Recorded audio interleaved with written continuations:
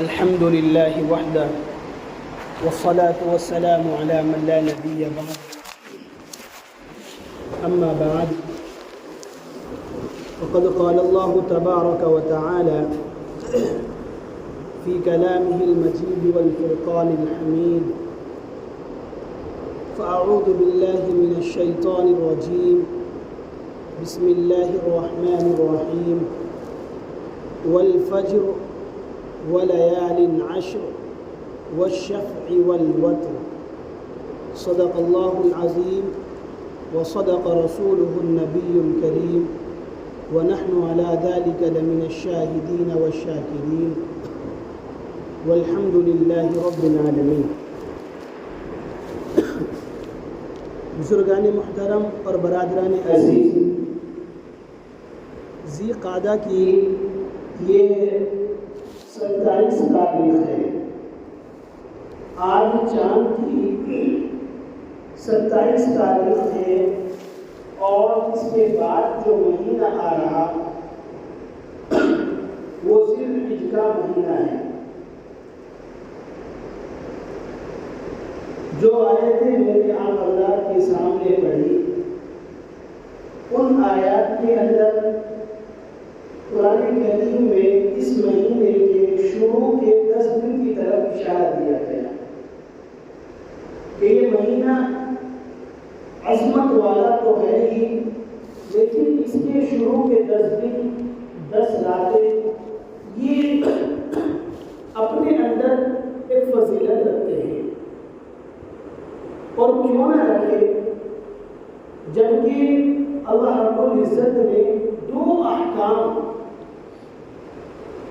مجھے اور آپ کو جو کرنے کے لیے بتائے وہ اسی مہینے کے اندر بتائے. سب سے پہلا عمل حج کا عمل. حج جو کیا جاتا ہے وہ ذی الحجہ کے مہینے کے اندر کیا جاتا ہے. اسی طریقے پر قربانی کا عمل ہے کہ قربانی کا عمل بھی اسی مہینے کے اندر کیا جاتا ہے. بہرحال بیان نہ کرتے ہوئے آپ حضرات کے درمیان اس مہینے کے متعلق چند مسائل بیان کرتے ہیں. سب سے پہلا مسئلہ تو یہ ہے کہ نبی اکرم صلی اللہ علیہ وسلم نے اس مہینے کی فضیلت کو بیان کرتے ہوئے ارشاد فرمایا کہ وہ بندہ جو اس مہینے کے شروع کے 10 دن، شروع کے 9 دن اور ان 9 دنوں میں کسی بھی دن وہ روزہ رکھتا ہے، تو نبی اکرم صلی اللہ علیہ وسلم بیان فرما رہے ہیں کہ ایک دن کا روزہ رکھنا اس بندے کے لیے ایسا ہے جیسا کہ اس نے 1 سال تک روزے رکھے ہوں. اب ذرا غور کیجئے کہ اگر کوئی چاہے تو چاہنے کے باوجود بھی یہ عمل نہیں کر سکتا کہ وہ پورے سال روزے رکھے. کوئی بندہ کوشش کرنا بھی چاہے تو بہت مشکل ہے کہ اس پر عمل کرے کہ پورے سال کو روزے سے رکھے. اور آسان عمل کہ نبی اکرم صلی اللہ علیہ وسلم فرما رہے ہیں کہ ذی الحجہ جو اب 3 دن کے بعد آنے والا ہے، آج 27 تاریخ ہے، 27، 28، 29، اب 29 کے بعد پیر میں چاند ہو یا منگل میں چاند ہو، یعنی پیر میں پہلی تاریخ ہو یا منگل میں پہلی تاریخ ہو، جبکہ 90% امید منگل میں پہلی تاریخ ہونے کے. تو جو مہینہ منگل کے دن سے اب شروع ہو رہا ہے تو نبی اکرم صلی اللہ علیہ وسلم بیان فرما رہے ہیں کہ ایک دن کا روزہ رکھنا، شروع کے 9 دن، ایک دن کا روزہ رکھنا ایسا ہے جیسا کہ 1 سال کے روزے رکھے. دوسری فضیلت نبی تاریخ جس کو عرفے کا دن کہا جاتا ہے، عرفے کے دن روزے کا رکھنا نبی اکرم صلی اللہ علیہ وسلم بیان فرما رہے ہیں کہ 1 سال کے روزوں کا ثواب اور اس سے ہٹ کر 1 سال کے پچھلے اور 1 سال کے اگلے گناہ اللہ رب العزت اس بندے کے معاف کر دیتا ہے جو بندہ اس مہینے کی نبی تاریخ کا روزہ رکھتا ہے. آج میری طبیعت کوئی اچھی نہیں، بہت زیادہ پریشانی، کھانسی ہو رہی تھی، لیکن آئندہ جمعہ جو آ رہا ہے تو کئی دن گزر جاتے اگر آئندہ جمعے کا انتظار کرتے۔ تو میں نے سوچا کہ بیان نہ کرتے ہوئے چند مسائل اس مہینے کے متعلق آپ حضرات کے درمیان رکھ دیے جائیں۔ تو پہلا مسئلہ تو یہی ہے کہ شروع کے 9 دن بہت اہمیت والے دن، اتنی اہمیت والا کہ ایک دن کا روزہ رکھنا 1 سال کا روزوں کا ثواب، اور 9 تاریخ کا روزہ رکھنا 1 سال کے روزے، اور ساتھ میں 1 سال کے پچھلے 1 سال کے اگلے گناہ معاف۔ اور راتوں کی فضیلت کیا ہے؟ ان 10 راتوں کی فضیلت نبی اکرم صلی اللہ علیہ وسلم نے بیان کی کہ ان 10 راتوں کی فضیلت ایسی ہے کہ اگر کوئی بندہ 1 رات جاگ لیتا ہے، اگر کوئی بندہ 1 رات جاگ لیتا ہے تو اللہ رب العزت اس بندے کو شب قدر والا ثواب عطا کرتے ہیں۔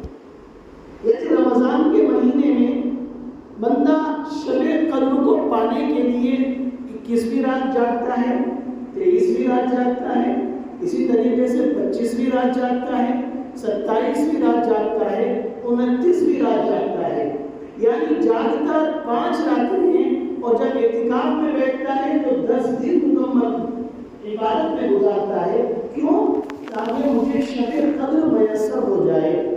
نبی اکرم صلی اللہ علیہ وسلم بیان کر رہے ہیں کہ اس مہینے کی شروع کی 10 راتیں ہر رات اپنے اندر ایسی فضیلت رکھتی ہے کہ اگر کوئی بندہ اللہ کی عبادت میں کسی بھی ایک رات کو گزار دے تو اس بندے کو شب قدر کا ثواب عطا کیا جاتا ہے۔ تو بہرحال یہ تو فضیلت ہوئی شروع کے 10 دن کی۔ اب دوسرا عمل ہمارے کرنے کا وہ یہ آتا ہے کہ اس مہینے میں قربانی والا عمل کیا جاتا ہے۔ 10، 11 اور 12 تاریخ قربانی کرنی کس کو ہے؟ قربانی ہر اس بندے کو کرنی ہے کہ جو صاحب نصاب ہو، جس کے اوپر زکوٰۃ ادا کرنا واجب ہو۔ ہر اس بندے کے لیے قربانی کا کرنا یہ واجب اور ضروری ہے۔ اب چاندی کا نصاب کیا ہے؟ تقریباً یہ مان لیجیے کہ 1,50,000 روپے کا اگر بندہ مالک ہے تو اتنی ملکیت کے بعد اس بندے کے لیے قربانی کا کرنا یہ واجب ہو جاتا ہے۔ اب وہ کوئی عذر اگر اس میں رکھے، کسی بھی طرح کا عذر، تو شریعت اس کے اس عذر کو نہیں مانتی۔ شریعت کہتی ہے کہ یہ 3 دن ایسے ہیں کہ اللہ رب العزت کو ان 3 دنوں میں قربانی والے عمل سے ہٹ کر کوئی دوسرا عمل اتنا پسندیدہ نہیں جتنا قربانی کا عمل پسندیدہ ہے۔ تو جس بندے کے اوپر جو بندہ صاحب نصاب ہے، 1.5 لاکھ روپے کا مالک ہے، 1,50,000 روپے کا مالک ہے، تو اس بندے کے لیے ضروری ہے کہ وہ بندہ قربانی کرے۔ اب یہ 1,50,000 روپے اس کے پاس موجود ہونا ضروری نہیں، وہ تجارت کرتا ہے، مارکیٹ میں کہیں پھنسے ہوئے، تصویر کو قربانی کرنی ہے۔ یہاں تک کہ اگر اس کے پاس پیسہ نہیں ہے اور قربانی کے دن آ جائے اور اس کا پیسہ کہیں پر پھنسا ہوا ہے، تو مسئلہ یہ ہے کہ ان دنوں میں اس بندے کے لیے ضروری ہے کہ وہ بندہ چاہے قرض لے کر کے قربانی کرے، لیکن قربانی کرنا اس کے لیے ضروری ہوگا۔ کتنے بندے سوچتے ہیں اور کتنے جاہل قسم کے لوگ جو دین سے تعلق نہیں رکھتے، ان کے ذہن میں ایک بات یہ آتی ہے کہ ان 3 دنوں میں دنیا کے اندر نہ جانے کتنے ارب اور کھرب روپے کس چیز پر خرچ کیے جاتے ہیں؟ جانور کو ذبح کرنے پر۔ تو کتنے لوگ سوچتے ہیں کہ کاش اگر یہ جانور کو ذبح کرنے پر پیسہ خرچ نہ ہو اور یہ لوگوں کی ترقی کے لیے خرچ ہو، تو وہ ترقی کا راستہ دکھاتے ہیں کہ کوئی بڑا اسکول یا کالج بنایا جائے، یا کوئی یونیورسٹی بنائی جائے، یا اسی طریقے پر کوئی اسپتال بنایا جائے۔ یعنی یہ بات ذہن میں ڈالی جاتی ہے کہ ہر بندہ 7,000، 8,000، 10,000 منیمم اور اس سے اوپر کہاں تک خرچ کرتا ہے؟ ایک قربانی پر 4-5 ہزار سے شروع ہو جاتی ہے اور آگے کتنے لاکھ تک چلتی ہے قربانی، اس کی کوئی لمٹ نہیں۔ تو اگر ان سارے پیسے کو اکٹھا کر کے اور اس سے اس طرح کا کام کیا جائے اور قربانی کے عمل کو چھوڑ دیا جائے تو کتنا بہتر ہے۔ ان عقل کے کوروں سے معلوم کیا جائے کہ تم نے قرآن اور حدیث کو تو سمجھا ہی نہیں، جبکہ اللہ رب العزت نبی اکرم صلی اللہ تعالیٰ علیہ وسلم بیان کر رہے ہیں کہ اللہ رب العزت کو ان 3 دنوں میں قربانی کے عمل سے ہٹ کر کوئی دوسرا عمل اتنا پسندیدہ نہیں جتنا قربانی والا عمل پسندیدہ ہے۔ دوسری چیز ہے، اگر لوگوں کی ترقی تلاش کرنی ہے تو آپ لوگ سوچیں کہ جب ہمارے گھر کے اندر کوئی فنکشن ہوتا ہے، کوئی شادی یا بیاہ کا موقع ہوتا ہے، کوئی خوشی کی تقریب ہوتی ہے، تو اس میں ضرورت سے زائد نہ جانے کتنے ہزار روپے، ایک اشارہ دے رہا ہوں، آتش بازی اور پٹاخے میں خرچ کر دیے جاتے ہیں۔ اس وقت ذہن میں یہ نہیں آتا کہ کاش یہ پیسہ غریبوں پر خرچ ہو جاتا۔ آج آپ شادی بیاہوں میں جائیں اور ہوٹلوں میں دیکھیں، ٹیبل لگا ہوا، آپ نے کھانا کھایا اور کھانا آپ نے پلیٹ میں چھوڑا، آپ وہاں سے بعد میں اٹھ رہے ہیں، ویٹر پہلے آ رہا اور آنے کے بعد بھری ہوئی پلیٹ اٹھائی اور ڈسٹ بن میں ڈالی۔ یہ کیا چیز ہے؟ رزق کہاں جا رہا ہے؟ تو ان چیزوں کو ہم سامنے رکھ کر جب ہم خرافات کے اندر گھستے ہیں تو وہاں پر ہمیں شریعت کیوں نہیں آ جاتی؟ اور جب شریعت میں ہم آ رہے ہیں کہ حج کے لیے 4 لاکھ روپیہ خرچ کرنا، قربانی کے لیے اتنا اربوں خربوں روپیہ خرچ کرنا، اس کی کیا ضرورت ہے؟ در حقیقت ان لوگوں نے قرآن اور حدیث کو سمجھا ہی نہیں۔ تو بہرحال جو بندہ صاحب نصاب ہے اس کے لیے ضروری ہے کہ 10، 11 اور 12 ان 3 تاریخوں میں سے کسی بھی دن وہ بندہ کیا عمل کرے؟ قربانی والا عمل کرے۔ ایک مسئلہ بیان کر دیتا ہوں، کتنے لوگ یہ سوچتے ہیں کہ جو ہمارے والد یا والدہ دنیا سے جا چکی، ہم پہلے ان کے نام کی قربانی کریں گے، بعد میں اپنے نام کی کریں گے۔ موقع رہا تو انشاءاللہ عصر کی نماز میں آج سے ہی یہ مسائل شروع کر دوں گا۔ یعنی ان کے ذہن میں یہ رہتا ہے کہ ہم جانے والے کی طرف سے قربانی پہلے کریں، اپنی طرف سے بعد میں کریں۔ مسئلہ یاد رکھیں کہ جانے والے کی طرف سے قربانی کرنا یہ ایک نفلی عمل ہے، یعنی آپ کر لیں تو بہتر ہے اور نہ کریں تو آپ کی پکڑ نہیں۔ لیکن اگر آپ کو اللہ رب العزت نے مال دیا ہے تو آپ کے لیے اپنی طرف سے قربانی کرنا یہ ضروری ہے۔ اگر آپ اپنی طرف سے قربانی نہیں کرتے تو گنہگار ہوں گے۔ دوسرا مسئلہ، جو لوگ قربانی کریں گے وہ ایک عمل ضرور کریں، کل ہفتہ، اتوار اور پیر، ان 3 دنوں میں اس عمل کو کر لیں۔ وہ کیا ہے؟ جسم کے کسی بھی جگہ پر کوئی بال اگر وہ تراشنے ہیں، کاٹنے ہیں یا منوانے ہیں، ان کو کاٹ لیں۔ اسی طریقے پر ناخن کتروانے ہیں، ناخن کاٹ لیں۔ کیوں؟ مسئلہ یہ ہے کہ جو بندہ اپنا حصہ کر رہا ہے، جو بندہ قربانی کر رہا ہے، اس کے لیے ضروری ہے، مستحب عمل ہے۔ مستحب عمل یہ ہے کہ جب تک اس کی قربانی نہ ہو جائے، چاند دیکھنے سے قربانی ہونے تک وہ بندہ اپنے ناخن اور اپنے بالوں کو نہ کاٹے۔ مسئلہ سمجھ میں آ رہا؟ مثال کے طور پر میں حصہ کر رہا ہوں، آج 27 تاریخ ہے اور ابھی 27، 28، 29 یہ کنفرم 3 دن باقی ہے، تو 3 دن میرے لیے یہ ضروری ہوگا اور مستحب عمل ہوگا کہ میں اپنے ناخنوں کو کاٹ لوں، اپنے بالوں کو کاٹ لوں۔ اور جیسے ہی اگلے مہینے کی چاند کی پہلی تاریخ آئے گی